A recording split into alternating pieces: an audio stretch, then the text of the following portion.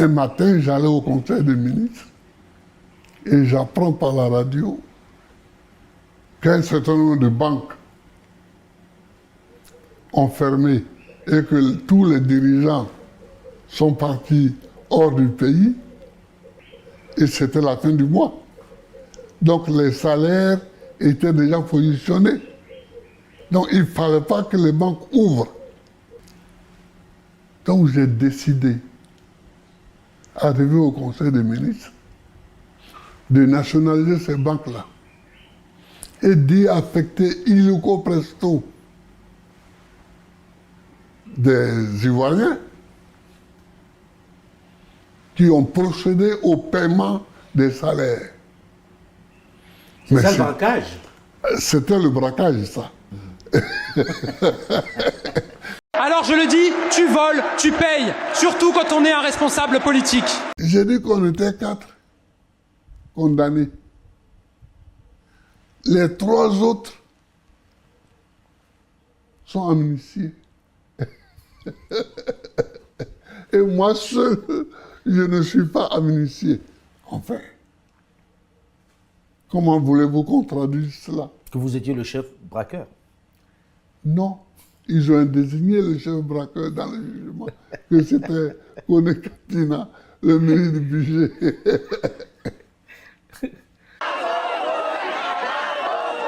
Hier, lorsque j'ai parlé de Laurent Gbagbo et du braquage de la BCEAO, et Dieu merci, les gars qui étaient sur la page nous ont bien entendus et ils sont tombés dans une hystérie et ils sont tombés en transe. Certains même sont allés jusqu'à dire qu'il n'y a jamais eu de communiqué de la BCEAO pour dire que Laurent Gbagbo a braqué la BCEAO. Et d'autres vont dire que dans leur folie, la Côte d'Ivoire a jugé Laurent Gbagbo sans aucune raison. Et comme nous sommes dans un monde où il est important de mettre chaque chose à sa place, j'aimerais dire que la BCEAO, Laurent Gbagbo et ses partisans l'ont braqué, pour être plus exact, le 26 janvier 2011. Et le même 26 janvier 2011, le gouverneur par intérim de la BCEAO, qui s'appelait Jean-Baptiste Compaoré, a fait un communiqué. Et j'ai posté ce communiqué-là sur nos différentes pages pour que les uns et les autres puissent lire ce communiqué. Et voici ce qu'il dit. Communiqué du gouverneur de la BCEAO sur la situation des agences de la BCEAO en Côte d'Ivoire. Donc vous dites qu'ils n'ont jamais produit de communiqué. J'ai donné le nom du gouverneur qui a produit le communiqué. Il n'a pas attendu le lendemain, il n'a pas attendu le surlendemain du braquage. Le même jour que vous et votre patron Gbagbo, vous avez fait le braquage, c'est le même 26 janvier, il est sorti, c'est écrit communiqué, comme vous êtes bête là. Il a écrit communiqué du gouverneur, ça veut dire lui-même son communiqué. En tant que directeur par intérim de la BCEAO, et pour être plus précis, sur la situation des agences de la BCEAO en Côte d'Ivoire. Il n'a pas dit quelque part d'autre. Donc, il y a eu des communiqués, et j'en prends un que je suis en train de vous lire.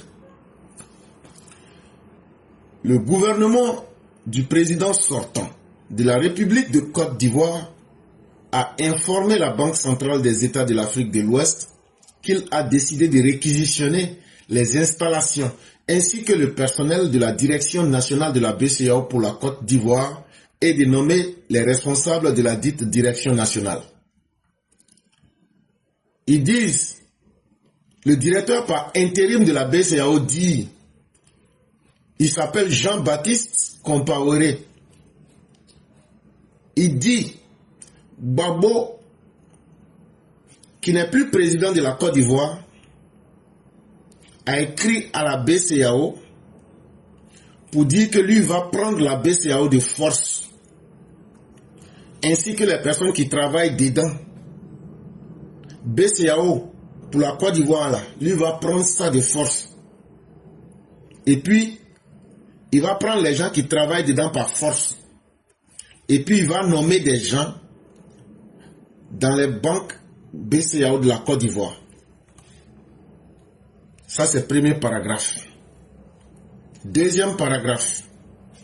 Le 26 janvier 2011, les locaux de la Banque centrale ont été investis et le personnel qui s'y trouvait a été retenu pour effectuer différentes opérations relevant des missions dévolues à la banque. Donc, Gbagbo, qui n'est plus président, a pris en otage les agents qui travaillaient dans cette banque de la BCAO, de la BCAO, parce que ils ont fait entrer des gens, Laurent Gbagbo a fait entrer des gens par la force dans les locaux de la BCAO. Deuxième paragraphe. Ces actes font suite aux dispositions prises pour la mise en œuvre effective de la décision du Conseil des ministres de l'Union lors de sa session extraordinaire du 23 décembre 2010 à Bissau et la conférence des chefs d'État et de gouvernement de l'Union monétaire ouest-africaine à l'issue de son sommet tenu à Bamako le 22 janvier 2011.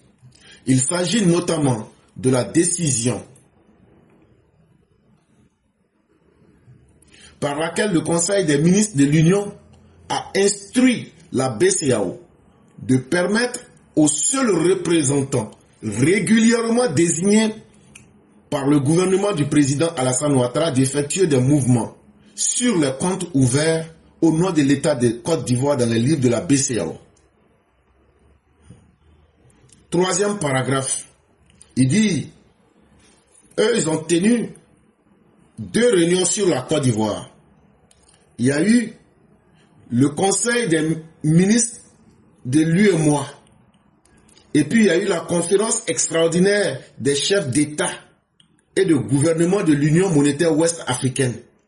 Ils ont tenu ça le 23 décembre 2010 et le 22 janvier 2011.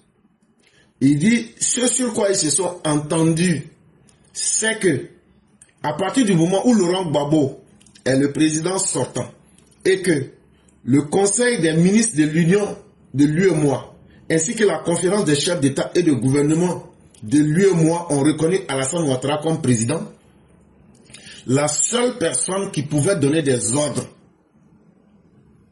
parce qu'étant membre de la BCAO, au nom de la Côte d'Ivoire, la seule personne qui pouvait donner des ordres pour effectuer des dépôts ou bien des retraits sur les comptes que la Côte d'Ivoire a à l'intérieur de la BCAO, cette personne-là s'appelle Alassane Dramane Ouattara et c'est la seule personne que eux reconnaissent la BCAO comme étant le président régulièrement élu de la Côte d'Ivoire. Chapitre 4. Il importe de rappeler que la BCAO institue des missions communes au Bénin, au Burkina Faso, à la Côte d'Ivoire, à la Guinée-Bissau, au Mali, au Niger, au Sénégal et au Togo, est un établissement public international régi par les dispositions du traité de l'UMOA du 20 janvier 2007, des statuts et du protocole relatif aux privilèges et immunités de la Banque centrale et qui sont annexés et en font partie intégrante. Au terme de ces textes, les locaux de la Banque centrale sont inviolables. Ils ont mis ça entre griffes. Quatrième paragraphe, ils disent que la BCAO que vous voyez là, c'est comme une ambassade. Ils bénéficient de l'immunité. Ça veut dire que tu ne peux pas rentrer dedans comme ça. Ils bénéficient de certains privilèges.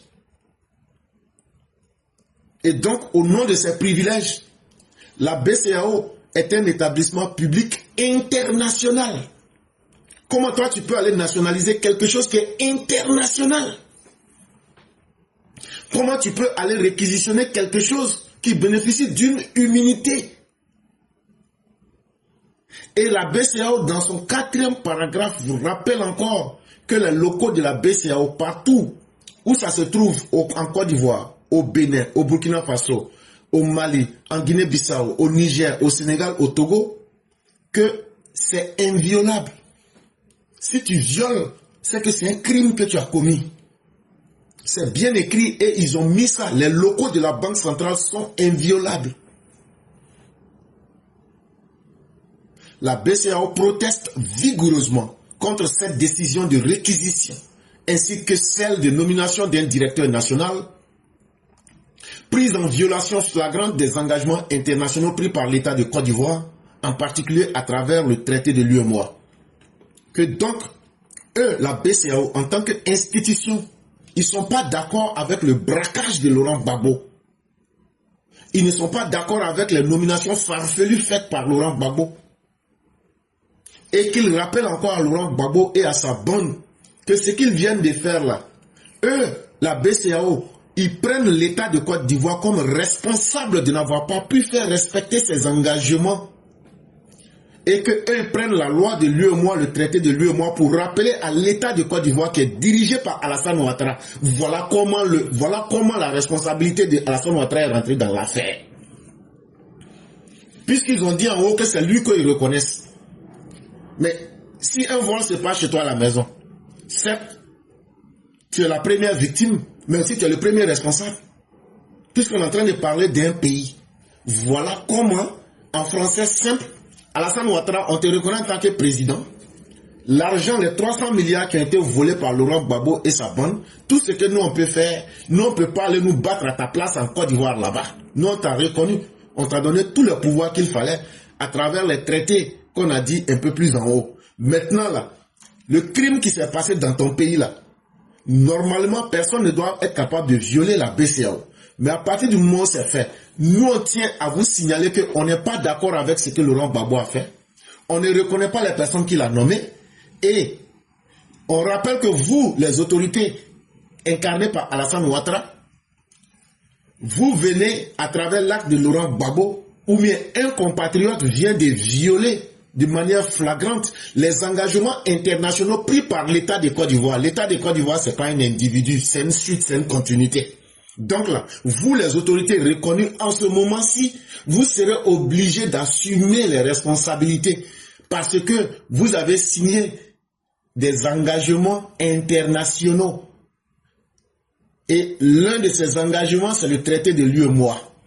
Ça veut dire quoi? Ça veut dire, Alassane Ouattara, tu vas devoir prendre tes responsabilités. Donc, tu payes notre argent. Mais si Alassane Ouattara finit de payer les 300 milliards, qu'est-ce qu'il fait? On n'a qu'à laisser Laurent Gbagbo. On l'a jugé, on l'a condamné. On a ajouté 21 milliards d'amende dessus. Et puis après, maintenant, là, c'est ça même là. C'est à cause de ça là même là, il a été éliminé dans l'élection. Parce que son casier judiciaire est sale. Et on a terminé.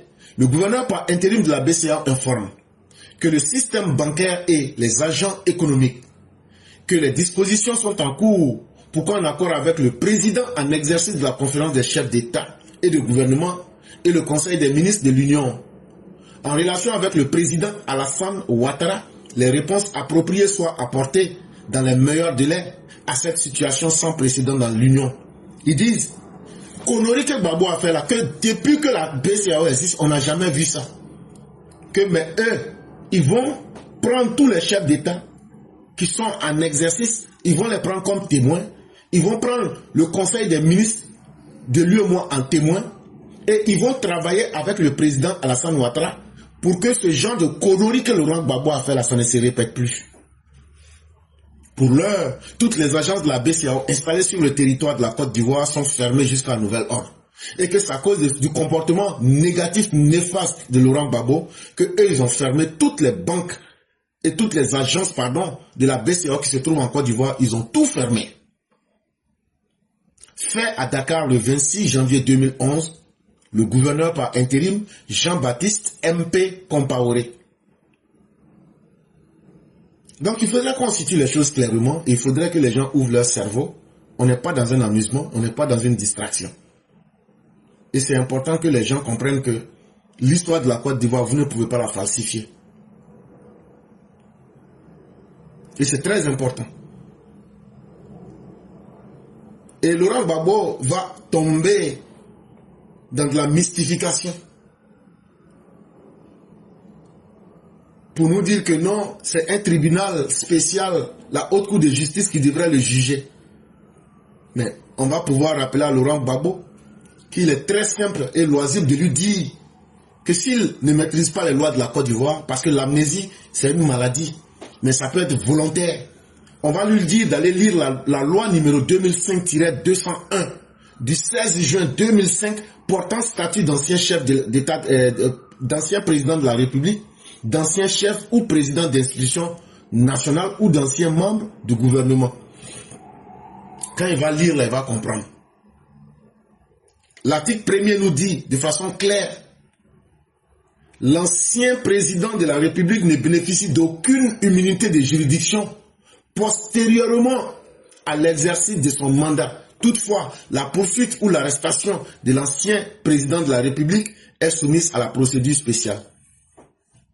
Ça veut dire, si tu étais ancien président de la République, tu ne bénéficies d'aucune immunité de juridiction postérieurement à l'exercice de son mandat. Ça veut dire, quand tu finis ton mandat là, que tu as commis un crime, tu avais commis un crime, mais tu as fini ton mandat et qu'on doit te juger là, après que tu aies fait le connerie là, ça veut dire n'importe quel coup peut te juger.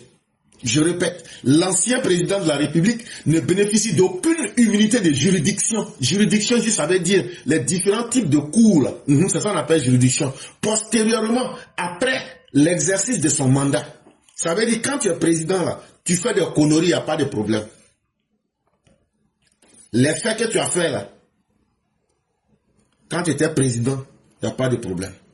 Quand tu as fini d'être président là, les mauvaises actions que tu as faites sont postérieures à l'exercice de ton mandat.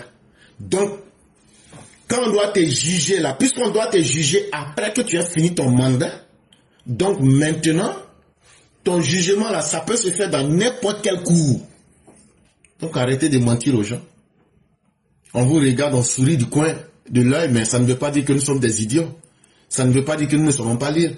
Et il y a un idiot qui a trouvé la magie en lui de me dire que non, que dans le document là, le document que je viens de lire là, que eux n'ont pas vu où la BCA a dit de condamner Laurent Gbagbo. Je lui ai répondu vraiment, c'est que tu as très mal fait ton CP1. Mais c'est ça aussi les gars. Mais c'est à nous d'être perspicaces et de leur montrer que ça ne passera pas. Dites-leur de bien lire l'article que je viens de vous dire, de lire l'article 54. C'est très important. Parce que ça va permettre de lever tous les équivoques. Et comme je le disais, vous allez permettre, je vais lire le document ici pour essayer l'article 54 pour lever tous les équivoques. Parce qu'ici, on n'est pas dans la mystification pour dire non, tu as lu mais tu n'as pas défini. Je répète, c'est la loi numéro 2005-201 du 16 juin 2005 portant statut d'ancien président de la République, d'ancien chef ou président d'institution nationale ou d'ancien membre du gouvernement. En ce qui concerne l'immunité, les choses ont été bien claires à partir de l'article 1er que je viens de vous lire. Mais lorsqu'on tombe carrément dans l'article 54, là encore il est plus intéressant de vous lire ça. Là comme ça, ça devient un argument que vous pouvez avoir quand ces mystificateurs vont venir pour essayer de raconter ou bien d'inventer certaines choses. Et là, dans l'article 54, voilà ce qui est dit. Vous allez me permettre de retrouver l'article 54. Voilà. Les mesures spéciales instituées en matière de poursuite ou d'arrestation d'anciens chefs, d'anciens présidents de la République, d'anciens chefs ou présidents d'institutions ou d'anciens membres du gouvernement pour les faits criminels ou délictuels par lui commis ne prospèrent pas pour les poursuites des infractions perpétrées lors des campagnes électorales ou à l'occasion des élections. Les poursuites de ces infractions sont régies par des dispositions du code électoral, du code pénal et du code de procédure. Et ce qui est même pire dans l'affaire, Laurent Gbagbo, quand ils ont braqué la banque, là, c'était dans un contexte. C'était dans un contexte post-électoral. Ça veut dire, c'était dans une période d'élection. On dit donc là, même si tu es ancien président, que tu as commis des crimes, mais que ces crimes-là sont en rapport avec la campagne électorale, ou bien même dans une période d'élection, c'est avant ou c'est après ou c'est pendant, que là même encore là, les poursuites et les infractions sont régies par les dispositions du code électoral, du code pénal et du code de procédure pénale. Ça veut dire n'importe quelle juridiction peut te juger parce qu'il n'y a pas du tout d'immunité lorsque vous êtes en période de campagne ou bien que le crime qui est posé là serait en lien avec les élections. Et donc de quoi est-ce que vous voulez nous parler ici? Le statut d'ancien chef d'État ne comporte pas d'immunité. Ce n'est pas parce que vous êtes ancien chef d'État que vous ne pouvez pas être poursuivi.